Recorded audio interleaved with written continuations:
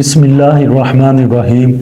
آج کل برائیوں میں سے ایک برائی بہت ہی عام ہے۔ وہ برائی یہ ہے کہ شوہروں کی اپنی بیویوں کے بارے میں بدتمیزیاں، گالیاں نکالنا، ان کو برا بھلا کہنا، ان کے ساتھ اچھا برتاؤ نہ کرنا۔ اس کی اسلام میں کوئی اجازت نہیں ہے۔ قرآن اور حدیث میں اس کی مذمت ہے۔ قرآن تو حکم دیتا ہے عاشروہن بالمعروف، ان کے ساتھ معاملہ اچھے طریقے سے کرو، ان کے ساتھ برتاؤ اچھے طریقے سے کرو۔ جب قرآن کہہ رہا ہے کہ بیویوں کے ساتھ معاملہ اچھا کرو، ان کے ساتھ برتاؤ اچھا رکھو، تو آج کل کے شوہروں کو، آج کل کے مردوں کو بھی چاہیے کہ اس پر عمل کرے۔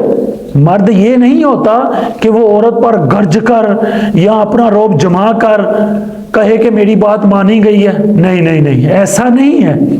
حضور کے اقوال و افعال سے یہ بات ثابت نہیں ہے، بلکہ حضور سے اعلیٰ مرد ہی دنیا میں نہیں ہے۔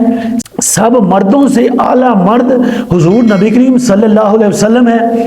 تو حضور تو اپنی ازواج کے ساتھ اتنے پیار کے ساتھ رہتے تھے کہ ایک دفعہ حضرت خدیجہ الکبریٰ رضی اللہ تعالی عنہا نے کہا کہ حضور میرے سر میں درد ہے، تو حضور نے فرمایا میرے سر میں بھی درد ہے، اگر تیرے میں درد ہے، تجھے درد ہے، تو مجھے بھی وہی درد ہے۔ اور بھی بے شمار نبی علیہ السلام کے افعال ہیں جن سے یہ ثابت ہوتا ہے کہ نبی علیہ السلام اپنی بیویوں کے بارے میں، اپنی بیویوں کے ساتھ بہت ہی نرم اور اچھے اخلاق کے ساتھ رہتے تھے۔ اور نبی علیہ السلام نے یہ بھی فرمایا کہ اپنی بیویوں کے ساتھ اچھے طریقے سے رہو۔ اور مسلم شریف کے اندر حدیث ہے کہ نبی کریم صلی اللہ علیہ وسلم نے فرمایا کہ کوئی مومن مرد کسی مومنہ بیوی سے متنفر نہ ہو۔ اگر اس کی ایک عادت بری ہے تو کوئی اچھی تلاش کر لے۔